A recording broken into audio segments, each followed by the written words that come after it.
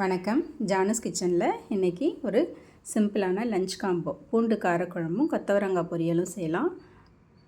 பொரியல் செய்கிறதுக்காக கடாயில் 1 ஸ்பூன் எண்ணெய் சேர்த்துட்டு அதில் கொஞ்சம் கடுகு, உளுத்தம்பருப்பு, ஒரு வரமிளகாய் போட்டிருக்கேன். அதெல்லாம் பொரியட்டும். அது கூட பொடியாக நறுக்கின வெங்காயம் கொஞ்சம் சேர்த்துருக்கேன். 2 பச்சை மிளகாய் கட் பண்ணி போட்டிருக்கேன்.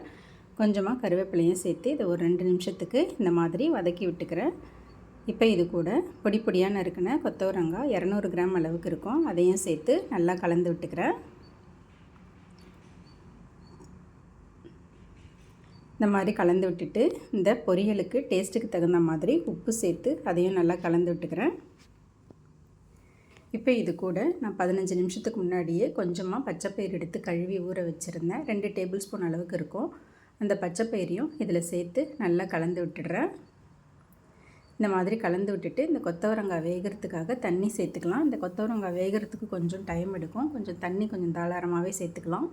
இந்த மாதிரி தண்ணி சேர்த்து நல்லா கலந்து விட்டுட்டு ஸ்டவ்வை லோ டு மீடியம் ஃப்ளேம்லேயே வச்சு இதை வேக வச்சுக்கலாம்.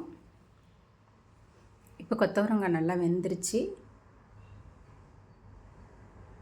இதை ஒரு தடவை கலந்து கொடுத்துட்டு இதில் துருவின தேங்காய் ஒரு 4 டேபிள் ஸ்பூன் அளவுக்கு இருக்கும் சேர்த்துக்கிறேன். கொஞ்சமாக கொத்தமல்லி தழையும் சேர்த்து நல்லா கலந்து விட்டுறேன். ரொம்ப சிம்பிளான ஒரு சைட் டிஷ் தான் இது. டேஸ்ட்டும் ரொம்ப நல்லாயிருக்கும். இப்போ கொத்தவரங்காய் பொரியல் ரெடி ஆகிடுச்சு. அடுத்தது பூண்டு காரக்குழம்பு செஞ்சுக்கலாம். நான் ஒரு சட்டியில் நல்லெண்ணெய் சேர்த்துருக்கேன். ஒரு 2-3 டேபிள் ஸ்பூன் நல்லெண்ணெய் சேர்த்துருக்கேன். அதில் கடுகு, உளுத்தம்பருப்பு, சீரகம், கொஞ்சம் வெந்தயமும் போட்டு ஒரே ஒரு வரமிளகாவும் போட்டு பொரிய விட்டுடுறேன். இப்போ இது கூட கொஞ்சம் கருவேப்பிலை சேர்த்துக்கிறேன். 2 பச்சை மிளகாய், 15 சின்ன வெங்காயம் போட்டிருக்கேன். ஒரு 20-25 பல்லு பூண்டு சேர்த்துருக்கேன். நல்லா பழுத்த தக்காளியாக பெரிய தக்காளி ஒன்று கட் பண்ணி போட்டிருக்கேன். எல்லாத்தையும் சேர்த்து நல்லா வதக்கிக்கலாம். இது வதங்கிறதுக்காக இதில் டேஸ்ட்டுக்கு தகுந்த மாதிரி உப்பும் 2 சிட்டிகை மஞ்சள் தூளும் போட்டு நல்லா கலந்து விட்டுறேன். இதை அப்படியே மூடி போட்டு ஒரு 2-3 நிமிஷத்துக்கு அப்படியே விட்டுடலாம்.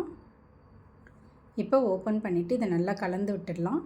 இந்த மாதிரி மூடி வச்சுட்டு கலந்து விடும்போது நல்லா நமக்கு மசிஞ்சு கிடைக்கும் இந்த தக்காளி எல்லாம்.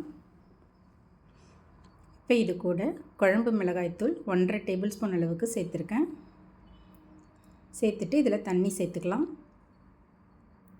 தண்ணி சேர்த்து நல்லா கலந்து விட்டுட்டு ஒரு மூடி போட்டு மூடி வச்சு மீடியம் ஃப்ளேமில் கொஞ்சம் நேரம் அப்படியே விட்டுடலாம். இப்போ ஓப்பன் பண்ணிவிட்டு அதை நல்லா கலந்து விட்டுட்டு இதில் புளி தண்ணி சேர்த்துக்க போகிறோம். நான் சின்ன நெல்லிக்காய் சைஸ் புளி ஊற வச்சு கரைச்சி வச்சுருந்தேன். அதை சேர்த்துக்கிறேன். நம்ம தக்காளி கொஞ்சம் நிறையா சேர்த்துருக்கிறதுனால புளி தண்ணி கொஞ்சமாக சேர்த்தாலே போதும். இந்த மாதிரி புளி தண்ணி சேர்த்த பிறகு ஸ்டவ்வை மீடியம் ஃப்ளேம்லேயே வச்சு ஒரு 3-4 நிமிஷத்துக்கு கொதிக்க வச்சுக்கலாம். இந்த புளி தண்ணியோட பச்சை வாசனை எல்லாம் போயிடும். இந்த மாதிரி கொதிக்க வச்ச பிறகு கடைசியாக இதில் கொஞ்சமாக வெல்லம் சேர்த்துக்கிறேன். கொஞ்சம் கொத்தமல்லி தழை சேர்த்துக்கிறேன். சேர்த்துட்டு கலந்து விட்டு ஸ்டவ் ஆஃப் பண்ணிடுறேங்க.